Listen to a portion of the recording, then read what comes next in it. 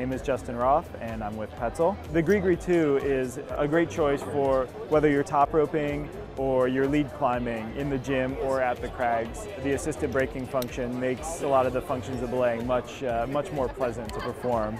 We're almost to 25 years since the original kXclKqd6p6g was launched. By far the best known, most visible belay device that we have made. The difference in weight and size is the kXclKqd6p6g 2 model is smaller and 20% lighter than the original kXclKqd6p6g. A wider range of ropes, including going to a much smaller diameter than the original kXclKqd6p6g did, down to 8.9. It's more in keeping with the types of ropes that people are using today. And with a new handle lowering mechanism that makes it easier to gradually release the rope and make a really smooth lower. It's a more pleasant kind of all-around belaying experience, in my opinion, for the majority of users that are looking to get their first or second belay device. To be fair, if your goal is to do a lot of multi-pitch climbing, this probably shouldn't be your first belay device / only belay device, because you can't do a double rope rappel. But if your goal is to do cragging, gym climbing,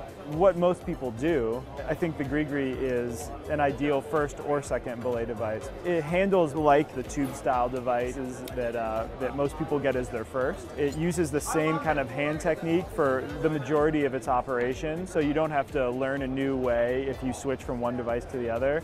But of course it offers the assisted braking function, which means that when you're controlling the brake hand and your climber falls, the device is going to help you hold that fall, so you don't have to have an iron grip on the rope.